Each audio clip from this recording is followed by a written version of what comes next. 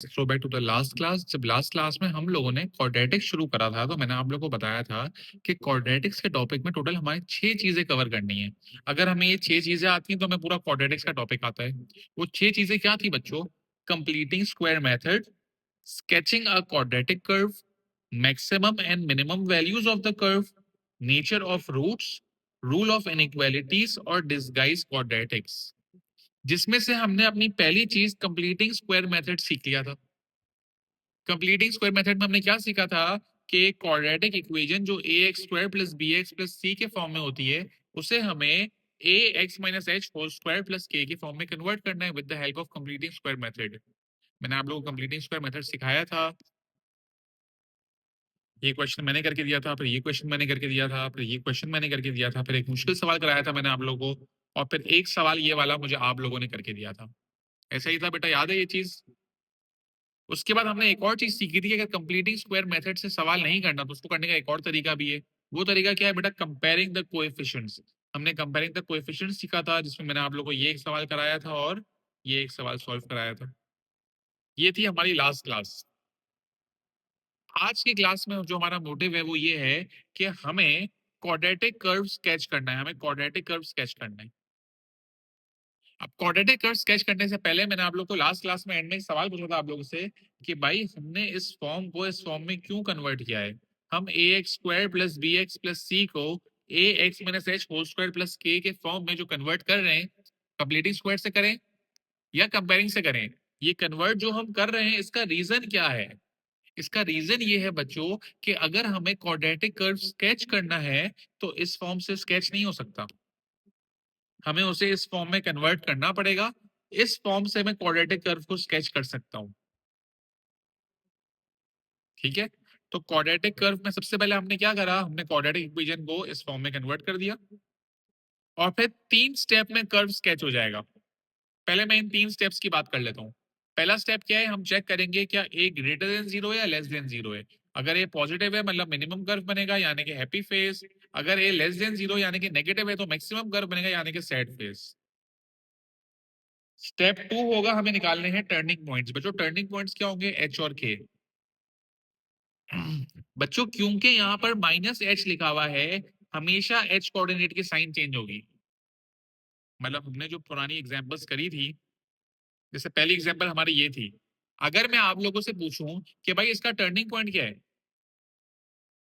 तो बच्चों इसका टर्निंग पॉइंट क्या होगा? -1,5। हमेशा एच की साइन चेंज होगी, के की साइन एज इट इज आ जाएगी, -1,5।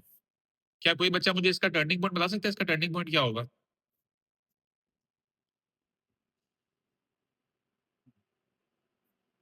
बेटा इसका टर्निंग पॉइंट क्या होगा? Very good, -2 -19। एच की साइन चेंज हो गई, के की एज इट इज आ गई।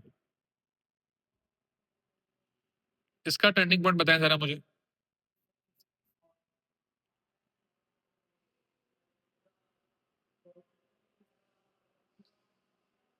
1,2, नेगेटिव साइन चेंज हो गई, पॉजिटिव हो गई, के की साइन एज इट इज आ गई। इसी तरह इसका क्या होगा बेटा? -5/6, -61/12। इसका क्या होगा? -7/8, -31/16। एच की साइन चेंज होगी, ठीक है, टर्निंग पॉइंट हो जाएगा। और स्टेप 3 है वाई इंटरसेप्ट निकालना है। बच्चों वाई इंटरसेप्ट क्या होता है? जहां पर एक्स कोऑर्डिनेट जीरो हो, जहां पर एक्स कोऑर्डिनेट जीरो हो। ठीक है, इन 3 स्टेप की मदद से ग्राफ बन जाएगा। पहले हम ग्राफ बना लेते हैं, फिर मैं आप लोगों को स्टेप 4 और स्टेप 5 डिस्कस करूंगा आप लोगों से। एग्जामिनर बोल रहा है 2x² - 4x+5 इसका क्वाड्रेटिक कर्व स्केच करो। भाई इस फॉर्म में तो नहीं हो सकता, तो पहले इसे कंप्लीटिंग स्क्वायर मेथड से इसका फॉर्म चेंज करेंगे। इसको ax - h whole square plus के फॉर्म में लेके जाऊंगा। अच्छा मैं आप लोगों को फिर से कंप्लीटिंग स्क्वायर मेथड याद भी दिला देता हूँ ताकि आने वाले जो आगे सवाल है वो आप लोग खुद से कर सको। 2x² + 4x - 5। Completing square method का स्टेप 1 ये है कि जो नंबर एक्स स्क्वायर के साथ लिखा है उसे कॉमन ले लेंगे। तो जब मैं 2 कॉमन लूंगा बच्चों तो बचेगा क्या? x² - 2x + 5 बाहर आ गया। फिर जो भी नंबर x के साथ है, यहाँ पर 2 है, जो भी नंबर होगा वो डिवाइडेड बाय 2 हो जाएगा।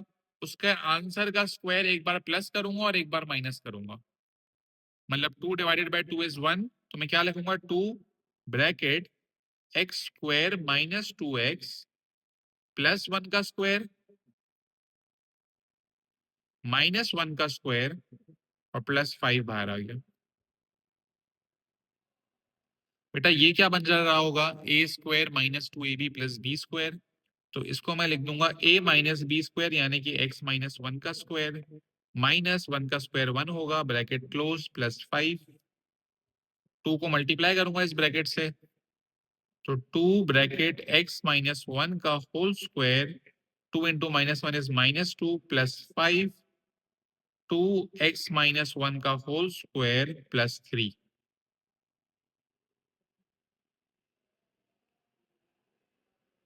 प्लस 3। बेटा ये हमारे पास आ गया a x minus h whole square plus k का फॉर्म, ये हमने लास्ट क्लास में सीखा था। इसकी मदद से हमें कर्व स्केच करना है। बेटा कर्व स्केच करने का 3 स्टेप है। स्टेप 1 चेक करेंगे ए ग्रेटर देन 0 है या लेस देन 0 है, ग्रेटर होगा तो मिनिमम, लेस होगा तो मैक्सिमम। स्टेप 2 में टर्निंग पॉइंट निकालेंगे एच कॉमा के, एच की साइन चेंज होगी। स्टेप 3 होगा वाई इंटरसेप्ट निकालना है, वाई इंटरसेप्ट निकालने के लिए एक्स कोऑर्डिनेट 0 होगा। बेटा आप देखें ए जो है वो 2 है, a is greater than 0, a is greater than 0 मतलब मिनिमम कर्व बनेगा। Happy face. बच्चों टर्निंग पॉइंट क्या है, टर्निंग पॉइंट है 1,3, एच की साइन चेंज कर दी।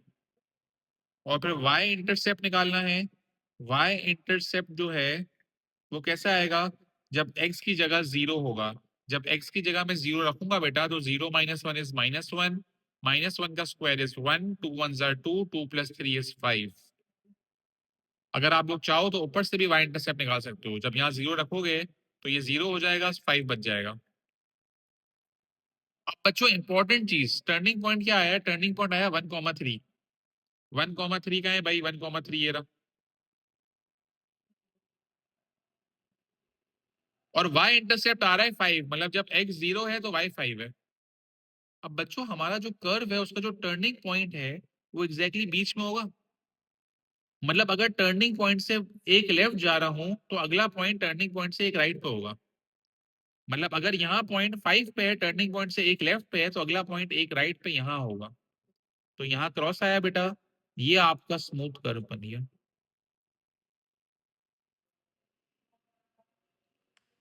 बेटा ये चेक करें क्या ये कर्व क्लियर है आप लोगों को।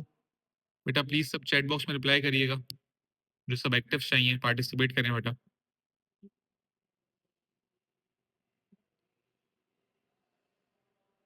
ठीक है।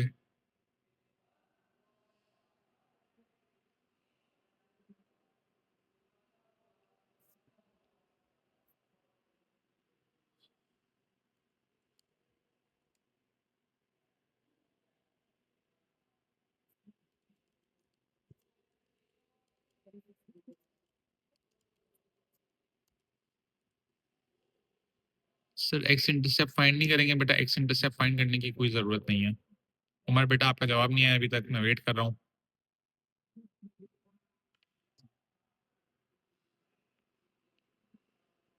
अच्छा आप स्टेप 4 और स्टेप 5 की बात करते हैं। स्टेप 4 बोल रहा है मिनिमम या मैक्सिमम वैल्यू जो है ना कर्व की, वो हमेशा के होगी। मिनिमम या मैक्सिमम वैल्यू हमेशा क्या होगी बच्चों, के होगी। देखिए ये बात ग्राफ से भी प्रूव हो रही है। क्या ये ग्राफ 3 से नीचे जा सकता है, ये वाला ग्राफ, इसकी मिनिमम वैल्यू 3 होगी ना। अगर ये ग्राफ नहीं भी बना होता तो ये फैक्ट है कि हमेशा जो के का कोऑर्डिनेट है वही मिनिमम वैल्यू होगी, क्योंकि ये कर्व मिनिमम कर्व है तो मिनिमम वैल्यू है, अगर मैक्सिमम कर्व होता तो मैक्सिमम वैल्यू होती, वो भी के की वैल्यू होती। यहाँ पर मिनिमम वैल्यू 3 आ रही है,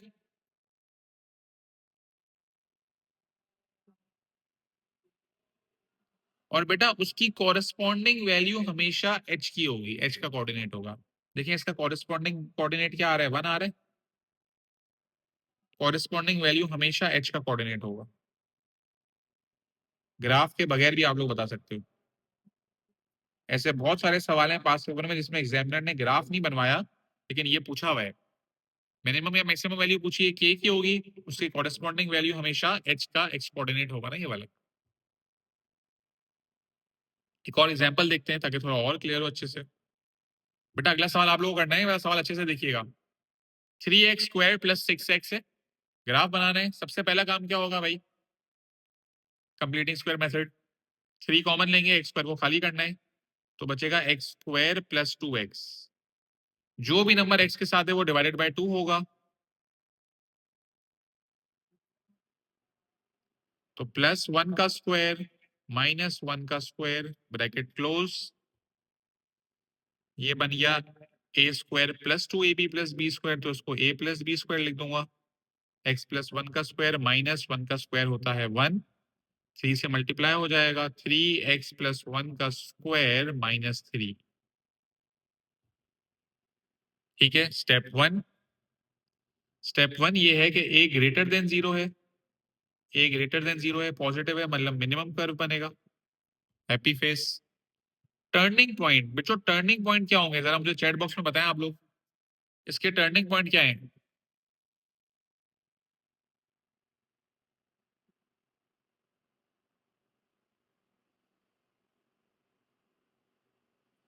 बेटा ये h जो है ये टर्निंग पॉइंट का x कोऑर्डिनेट है, k जो है वो टर्निंग पॉइंट का y कोऑर्डिनेट है, और a ये बताएगा पॉजिटिव नेगेटिव से कि क्या ये मिनिमम कर्व बनेगा या मैक्सिमम कर्व बनेगा। बेटा -1 -3, k का कोऑर्डिनेट चेंज नहीं होगा शहीद, -1 -3, और फिर हमें y इंटरसेप्ट निकालना है।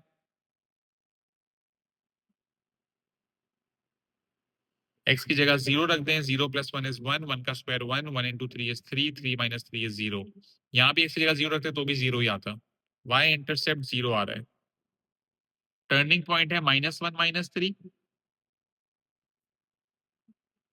y इंटरसेप्ट 0 है, टर्निंग पॉइंट से एक राइट जा रहा है, तो अगला पॉइंट एक लेफ्ट पे आएगा, मतलब यहाँ -2 पे आएगा, ये मेरा कर्व होगा।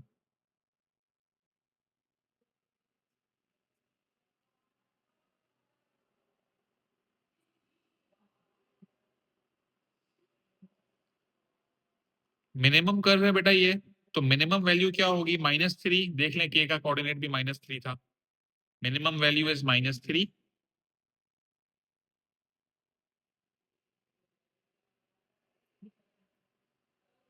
और उसकी कॉरेस्पॉन्डिंग वैल्यू क्या है बेटा,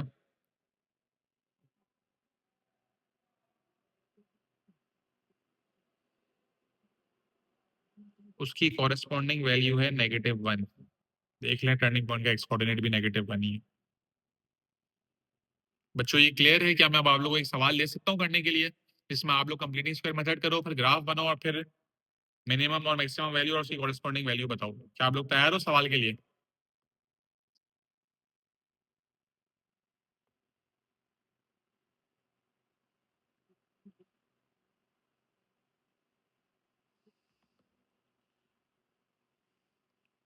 बेटा ब्रैकेट के बाहर जो नंबर है ये a है ना, ये फॉर्म होता है ax - h का स्क्वायर प्लस k, ये a है, ये h है, ये k है।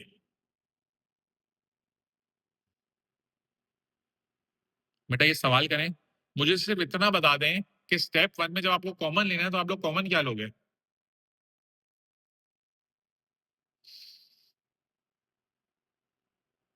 वेरी गुड शहीर, -2 कॉमन लेंगे। बेटा वेरिएबल कभी भी कॉमन नहीं लेते, सिर्फ जो कांस्टेंट नंबर एक्स वाई के साथ है वो कॉमन आएगा, क्योंकि यहाँ पे -2 है, तो आप -2 को कॉमन ले रहे होंगे। बिल्कुल सही बेटा, चलें सॉल्व करें, शाबाश।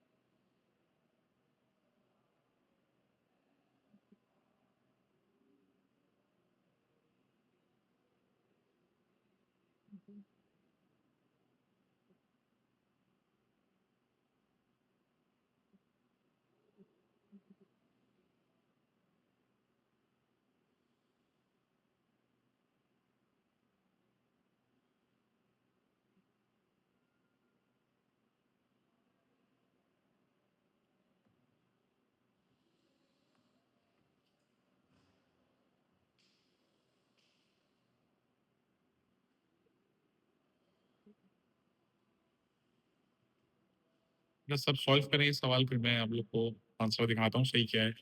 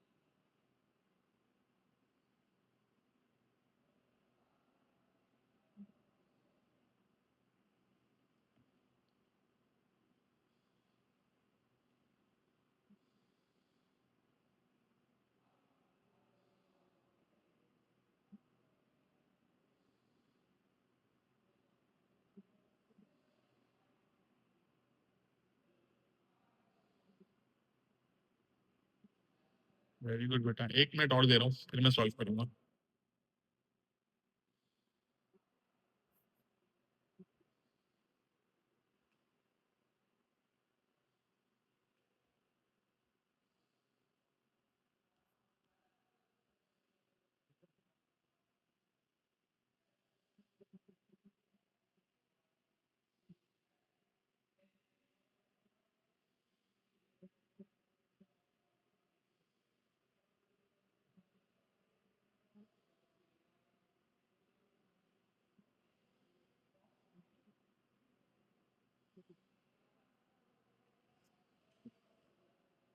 चले भाई मैं सॉल्व करना शुरू कर रहा हूँ, आप लोग भी चेक करिएगा। सबसे पहली चीज, एक्स स्क्वायर को खाली करना है तो -2 कॉमन ले लिया। जब मैं -2 कॉमन लूंगा तो ये हो जाएगा x square, -4 divided by -2 is +2। बेटा प्लीज चेक करें, सिली मिस्टेक तो नहीं करी आप लोगों ने? बहुत बच्चे यहाँ पर -2 लिख के आ जाते हैं तो गलत हो जाता है। अच्छा, 2 divided by 2 is 1, x square +2x +1 square -1 square -4, A square +2ab +b square, -2 common लिया, x+1 का स्क्वायर -1 का स्क्वायर 1 होता है, -4, -2 को मल्टीप्लाई करूंगा बेटा, -2 x+1 का स्क्वायर, -2 इंटू -1 इज +2, -4 -2 x+1 का स्क्वायर -2। बेटा चेक करें क्या ये फॉर्म सही आ रही है आप लोगों की, तो मैं कर्व पे जाऊं।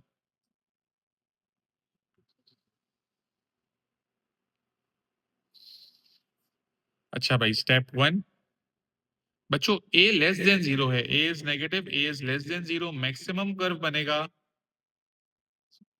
Sad face. टर्निंग पॉइंट जो है वो क्या होंगे, -1 -2। और फिर y इंटरसेप्ट की अगर बात की जाए,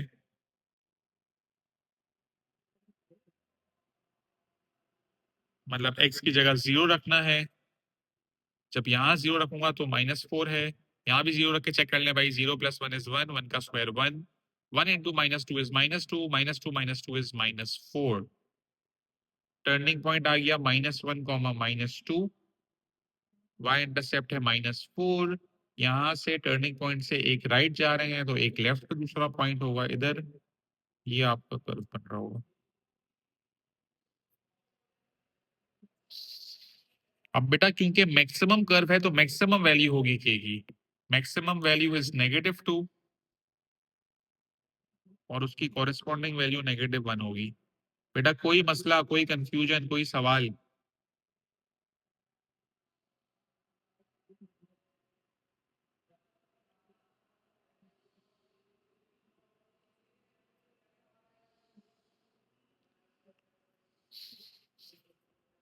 किस किस का ग्राफ सही बना था भाई?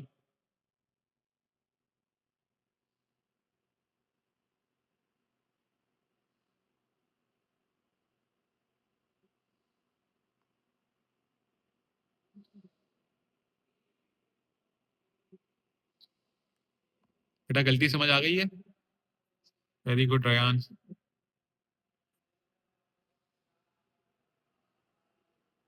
ठीक है,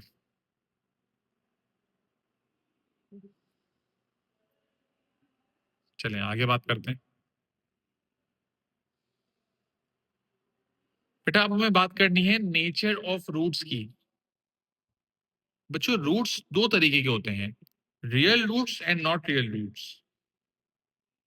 रियल रूट्स क्या होते हैं? जब लाइन और कर्व मीट कर जाए, जब लाइन और कर्व मीट कर जाए, जब लाइन और कर्व मीट करती है तो b² - 4ac will be greater than equal to 0। b² - 4ac will be greater than equal to 0। और अगर नॉट रियल रूट्स हैं, लाइन और कर्व मीट नहीं करी, दे डू नॉट मीट, इसका मतलब ये इमेजिनरी या कॉम्प्लेक्स रूट्स हैं। तो इस केस में क्या होता है बेटा, b² - 4ac is less than 0।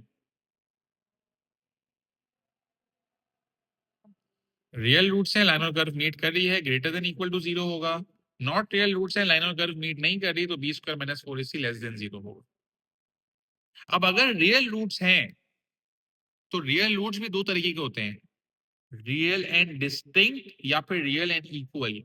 Real and distinct का मतलब क्या है बच्चों, कि लाइन और कर्व दो पॉइंट पे मीट कर रहे हैं, line and curve meet at 2 points. अगर 2 पॉइंट्स पे कर रहे हैं तो b² - 4ac will always be greater than 0। और अगर रियल एंड इक्वल है, इसका क्या मतलब है बच्चों, कि लाइन और कर्व एक पॉइंट पे मीट कर रहे हैं, the line is tangent to the curve, एक पॉइंट पे मीट करके आगे निकल जाएगा। Line is tangent to the curve, line and curve meets at 1 point. इस केस में b² - 4ac इक्वल टू 0 होगा। इस केस में b² - 4ac जो है वो इक्वल टू 0 होगा। बात समझ आ रही है बेटा? क्या चीज डिस्कस करी, nature of roots. Nature of roots में क्या सीन है भाई, दो तरह के रूट्स हैं, रियल और नॉट रियल। नॉट रियल का मतलब लाइन और कर्व मीट नहीं कर रहे, b² - 4ac लेस देन 0 होगा। रियल रूट्स का मतलब है लाइन और कर्व मीट कर रहे हैं, b² - 4ac greater than equal to 0 होगा। बेटा लाइन एंड कर्व जब मीट कर रहे हैं तो वो दो तरीके से मीट कर सकते हैं, एक को बोलते हैं रियल एंड डिस्टिंक्ट, एक को बोलते हैं real and equal. Real and distinct का मतलब है लाइन और कर्व दो पॉइंट पे मीट कर रहे हैं, रियल एंड इक्वल का मतलब है लाइन और कर्व एक पॉइंट पे मीट कर रहे हैं, लाइन और कर्व टेंजेंट है। जब दो पॉइंट्स पे मीट करेंगे तो b² - 4ac ग्रेटर देन 0 होगा, जब एक पॉइंट पे मीट करेंगे तो b² - 4ac इक्वल टू 0 होगा। कोई मसला बच्चों, कोई कंफ्यूजन, कोई सवाल?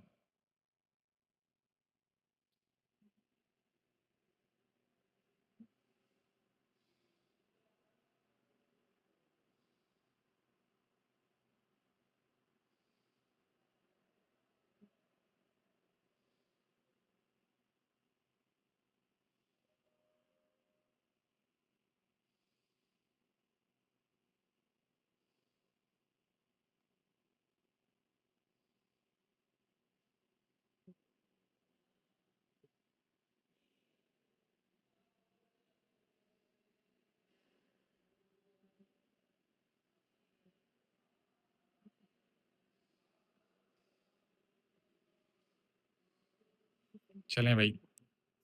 बच्चों आप लोगों को क्वाड्रेटिक फॉर्मूला याद है जो हमने ओ लेवल मैथ में सीखा था,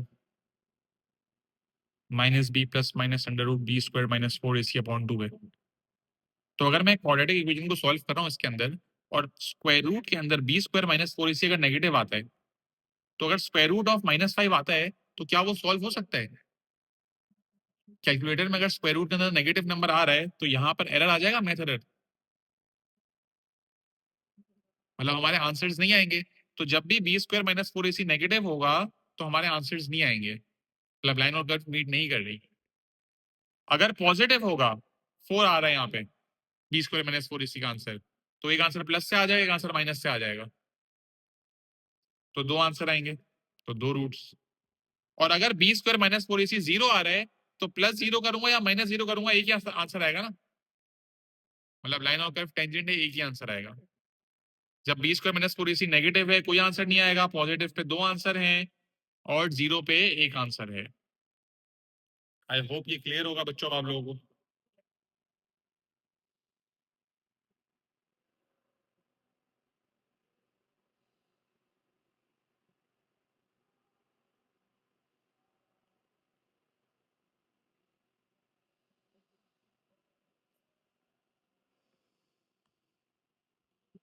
आगे बढ़ते हैं बच्चों, अब हमें बात करनी है रूल ऑफ इनइक्वालिटीज के ऊपर। इनइक्वालिटीज के चार रूल हैं। सबसे पहले एक बेसिक बात बेटा, ये जो साइन है ये ग्रेटर देन का है, ये साइन लेस देन का है, ये sign greater than equal to का है, ये sign less than equal to का है। किस तरह पढ़ूंगा इसे? x is greater than 3, x is less than 3, x is greater than equal to 4, x is less than equal to 4। अब बेटा रूल क्या है इनइक्वालिटी का? इनइक्वालिटी का रूल ये है कि जब हम एक नॉर्मल सवाल सॉल्व कर रहे हैं, जैसे minus x is equal to 4 लिखा हुआ है, तो बच्चों अगला स्टेप क्या होगा? अगर minus x is equal to 4 लिखा हुआ है तो अगला स्टेप क्या होगा?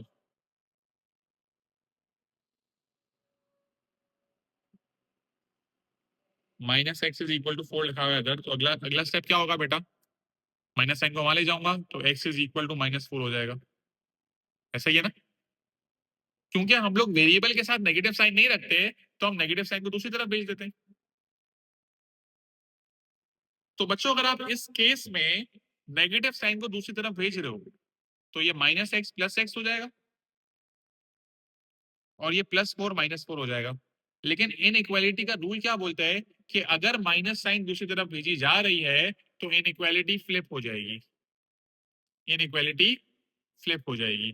तो ग्रेटर देन इक्वल टू क्या बन जाएगा बेटा? लेस देन इक्वल टू बन जाएगा, x is less than equal to -4।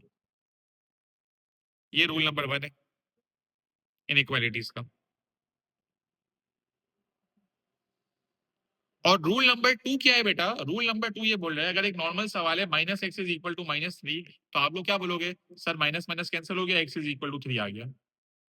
लेकिन अगर इन इक्वालिटी के अंदर दोनों तरफ माइनस साइन है और आप माइनस माइनस कैंसिल कर रहे हो तो इन इक्वालिटी फ्लिप हो जाएगी। ये रूल नंबर 2 है, x is greater than equal to 3 आ जाएगा।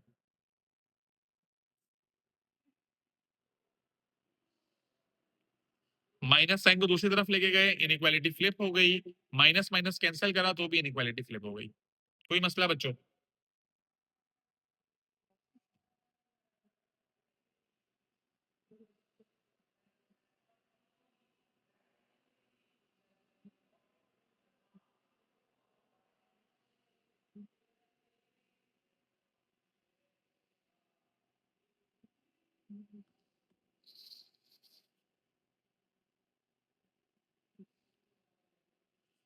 आगे बढ़ते रूल नंबर 3 एंड 4।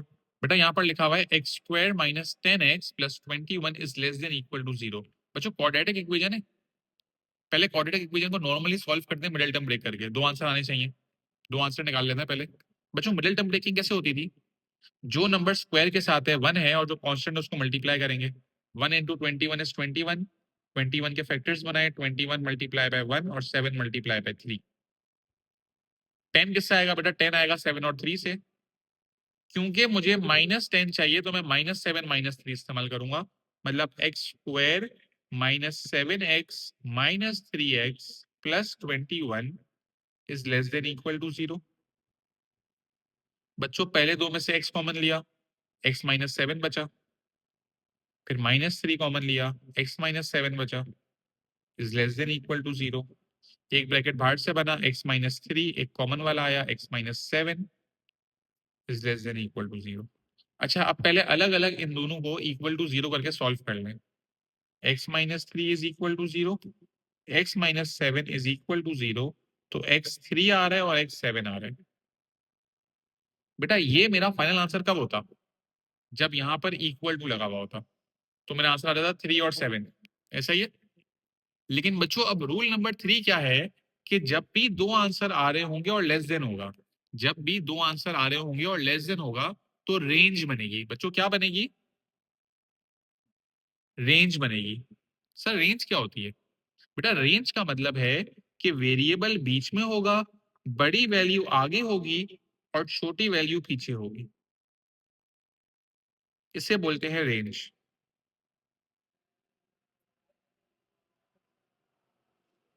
इसे बोलते हैं रेंज।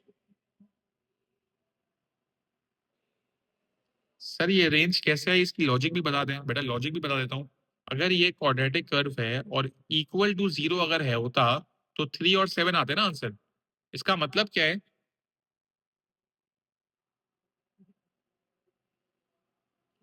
कि ये जो कर्व है ये कुछ इस तरह है, ये कर्व कुछ इस तरह है कि ये एक पॉइंट पे 3 पे कट हो रहा है और एक पॉइंट पे 7 पे कट हो रहा है। अब अगर इक्वल टू 0 है तो आंसर 3 और 7 होगा। लेकिन अगर लेस देन 0 है, मतलब इस लाइन के नीचे होगा ना लेस देन 0, तो कर्व लेस देन 0 कब है? 3 के बाद और 7 से पहले। ऐसा ही है। कर्व लेस देन 0 कब है बेटा? कर्व लेस देन 0 इस जगह पर है ना। तो ये जगह हमेशा कब आएगी? पहले पॉइंट के बाद और दूसरे पॉइंट से पहले। तो इस रेंज का मतलब यही तो है कि 3 के बाद और 7 से पहले लेस देन 0 होगा। ये है रूल नंबर 3। और फिर रूल नंबर 4 क्या बोल रहा है बेटा? बच्चों क्वाड्रेटिक इक्वेशन सेम ही लिखी हुई है, बस ग्रेटर देन इक्वल टू 0 है। मतलब जब मैं इसको मिडिल टर्म ब्रेक करके सॉल्व करूंगा तो यही दो आंसर आएंगे।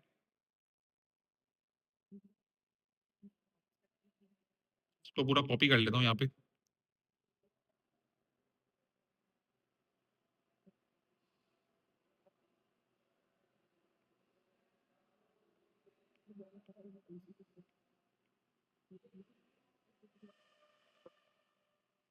Greater than equal to 0, greater than equal to 0, greater than equal to 0, फिर इक्वल टू 0 करके सॉल्व कर लिया।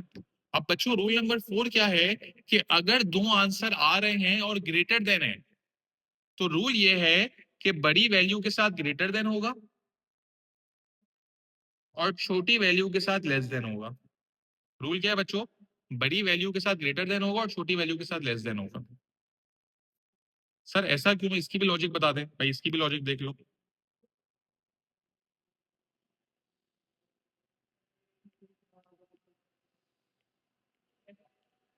भाई ये कर्व है,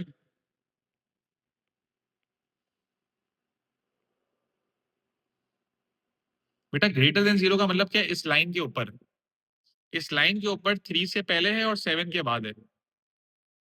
इस लाइन के ऊपर 3 से पहले है और 7 के बाद है। तो इसका मतलब क्या हुआ बेटा? छोटी वैल्यू से लेस देन और बड़ी वैल्यू से ग्रेटर देन।